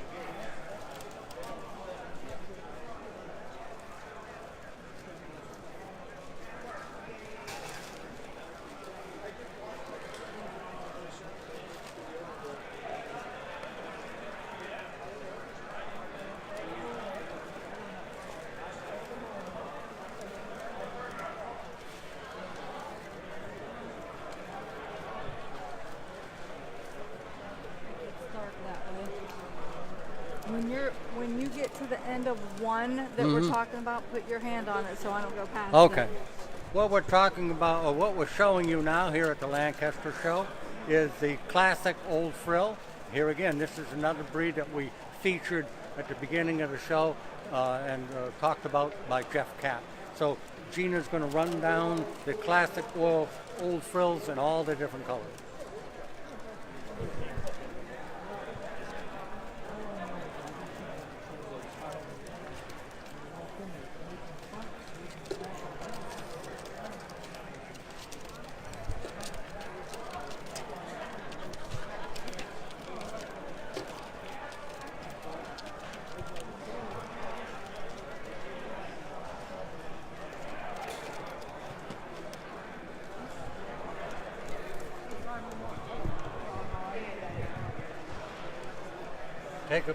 take a picture of these three outlaws that are.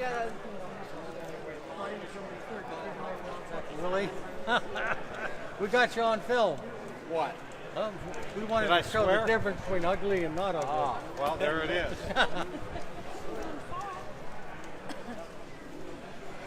All right, we're into a whole new section, and these are very, very short-faced birds, big birds. They're called Oriental frills. In fact, I'm sorry, these are all blondinettes. Blondinette just is the color pattern. So we're going to show you a whole bunch of blondinettes.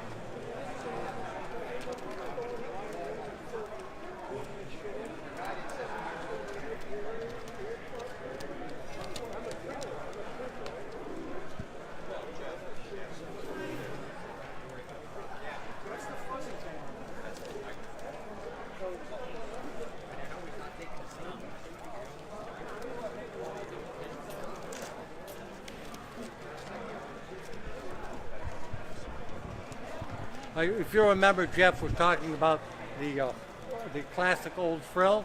Well, these are the same thing he had in his hand, only different colors.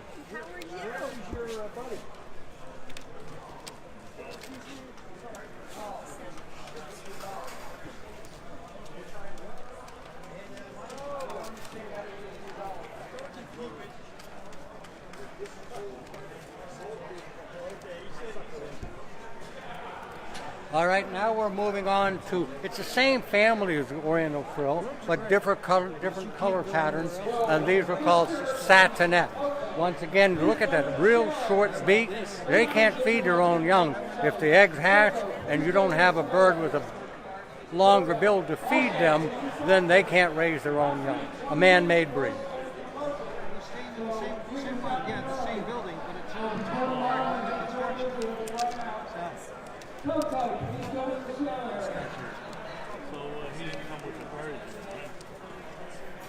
Callie? No, he won't be here till tomorrow.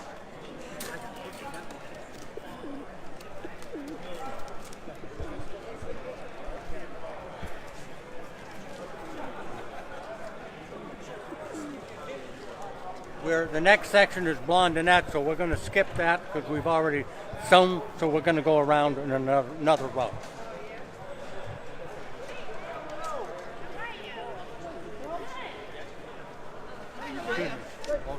We're doing it. Talking when we walked in.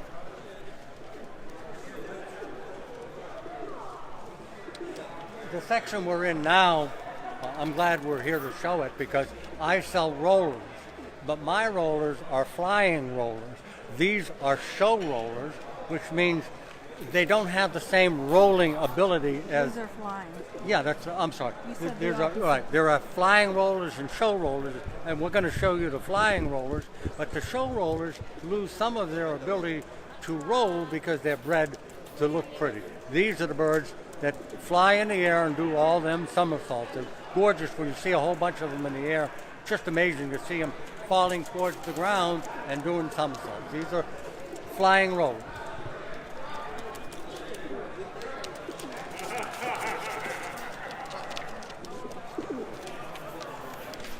I want to switch to aisles. I just don't want to miss these because they're an unusual breed.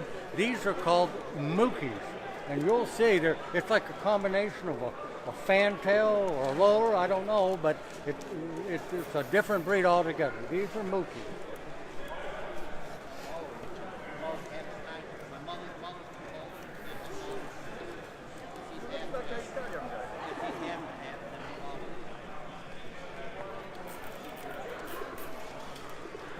This was a very popular bird years ago, but it's not as popular as it used to be. They're called dragoons. Old breed. Similar to an English carrier, but completely different body, and the way the head goes up at an angle. So here's a couple of, well, more than a couple of dragoons.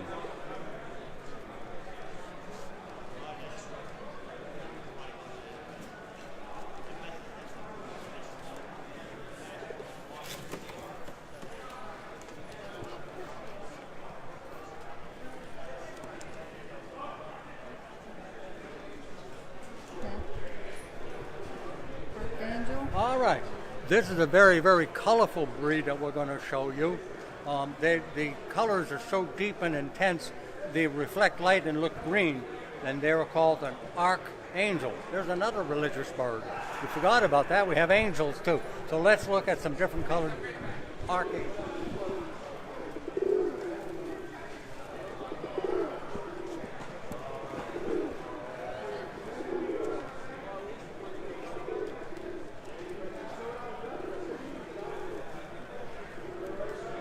These happen to be all the same color. They're copper black wings. I thought they were different colors, but they must be somewhere else in the show.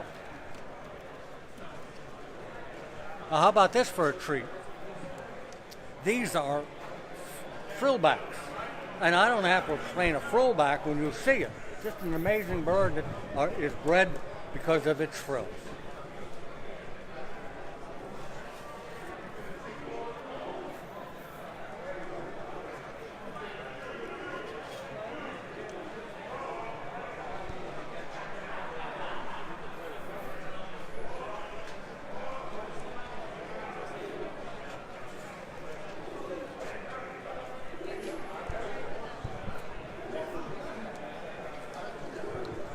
We're going to go real slow to show you some more colors of the flying roller because they come in all colors. This lace that Gina's going to show you, just a gorgeous color.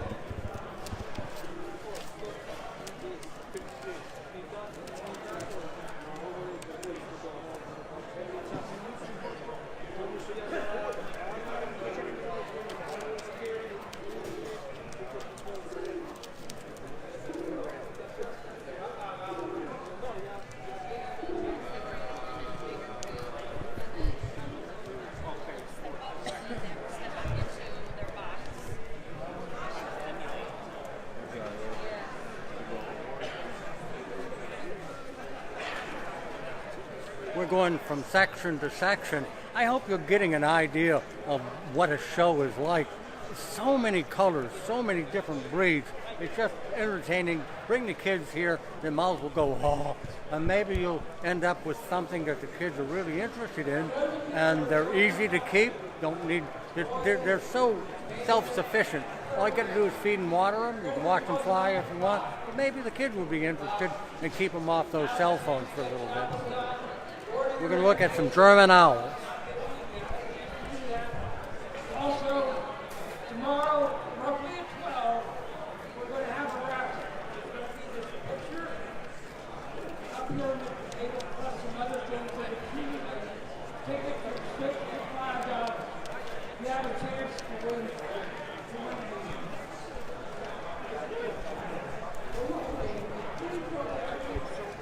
Now we've moved on to the African owl section, a very, very popular breed this time, right now. It seems like breeds are popular for a number of years and then they go out of popularity and something else picks up. But these African owls are rather unique. You'll notice the round head, very, very short beak.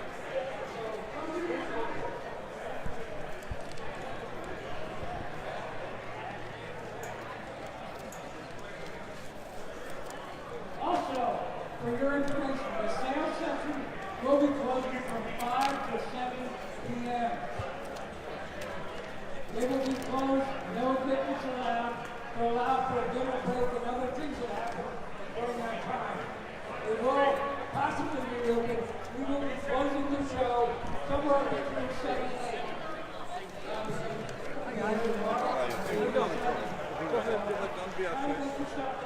This is a very beautiful lady, and she's available. At a price, a good price. There are a lot of women that have pigeons and show them and beat us guys on a regular basis. Human beer,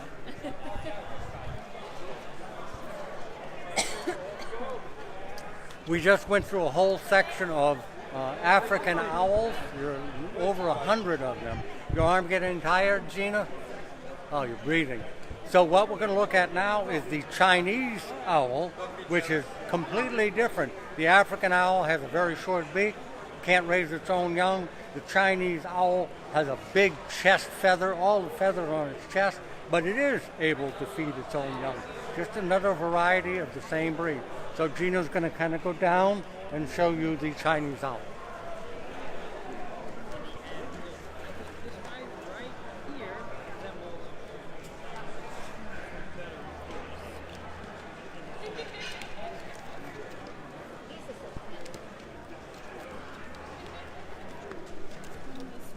What's the mother? What color is the mother?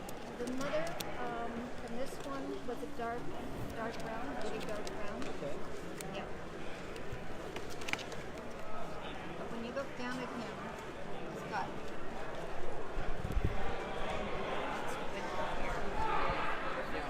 Yeah. My finger's on it. I'm sorry, folks. I'm trying to run the camera and I don't know how to do it.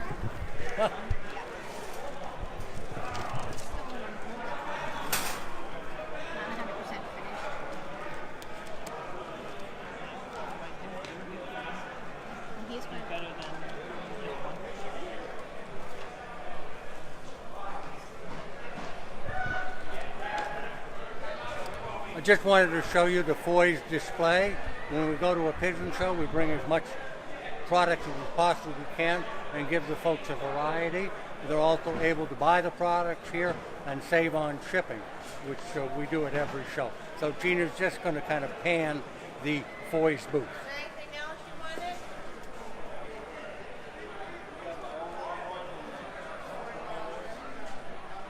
That's it?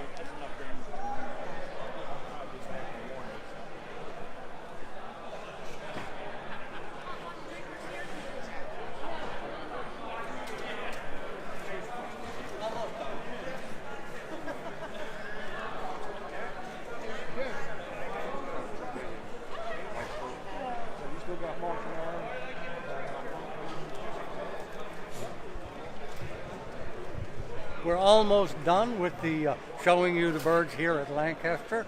The show is put on by the Reading Pigeon Club. It's in Lancaster, Pennsylvania. If you're anywhere near an hour, 2, 3, 4 hours away, we invite you to come on down. It's free to get in. Over 2,000 pigeons, 81 different breeds of pigeons. It's worth seeing. They'll be here till 8 o'clock tonight.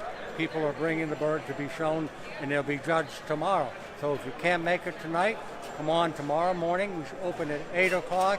The judging will be taking place, but you'll see some of the nicest pigeons in the United States, and in some cases, the best in the world.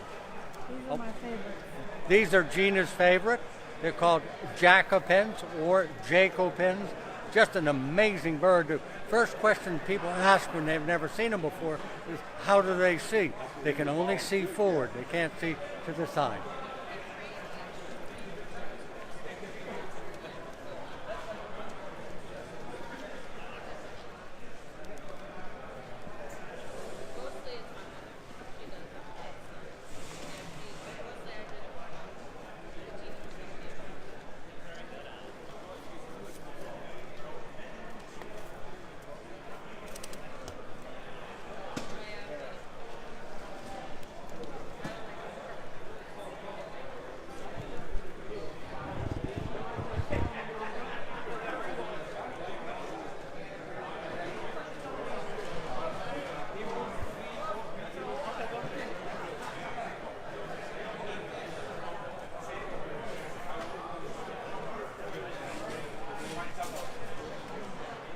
Excuse me.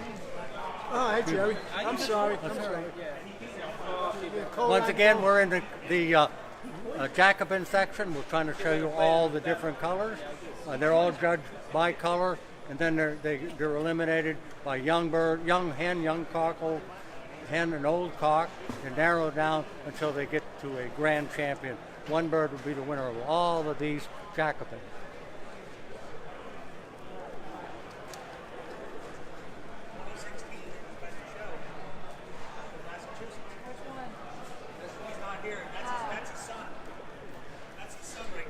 Okay, That's the son, thank you. but he's not here. He's in Florida.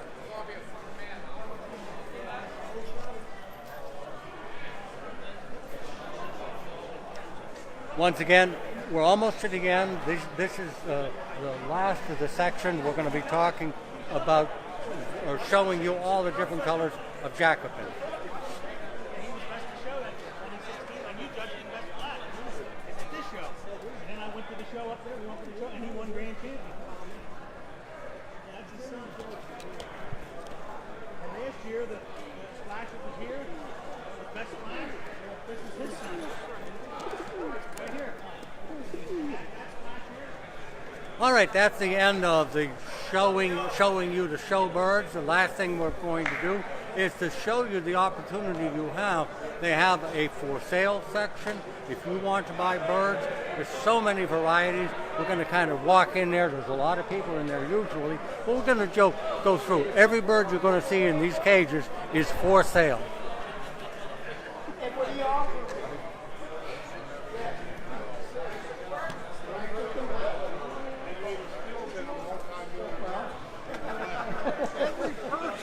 Could have gone $1 million. Excuse me. Just a minute. We're doing a Facebook page. What's that? You didn't know I drove a camera? No, I didn't know that.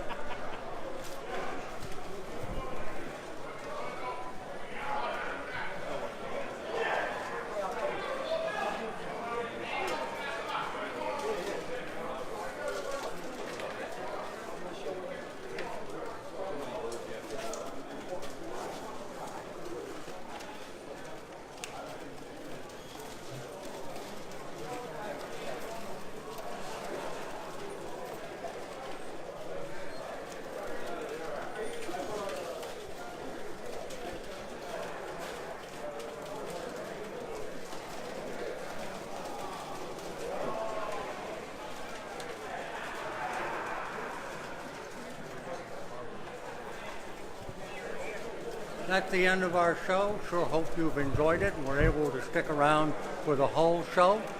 Once again, the whole program is brought to you by Foy's.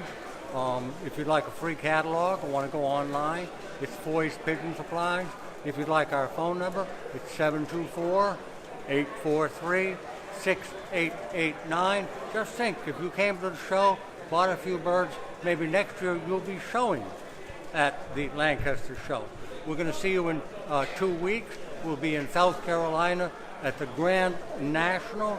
The birds that are judged there, the grand champions, are basically, in most breeds, considered the best in the world. Gina and I say thank you for taking the time to spend some time with us, and we'll see you in 2 weeks. I'm just going to stand real quick again.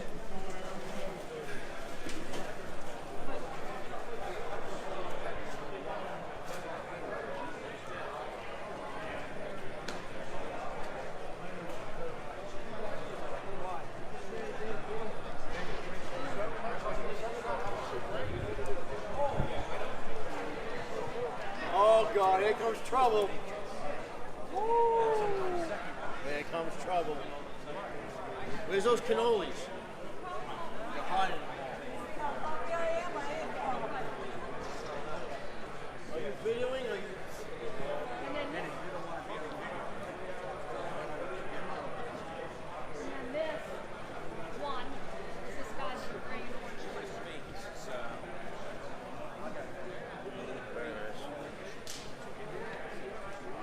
All right, the girls are now trying to hide on us, but these are two of the ladies that work at Foy's. One you're looking at is Kim, and she's running, and the other one is Sherry on the left. Dressed with a Foy's shirt, and that's Kim over there who's trying to avoid it. And Rochelle's not here right now. And for those of you who don't know, turn around and take a picture of yourself. I can't see. Because some people do have an allergy to pigeons. There's no question about that. It's rare, but they do get it. And Gina does have a little bit of a problem with the dust in here, so she wears a mask and it's no big deal. Thank you again.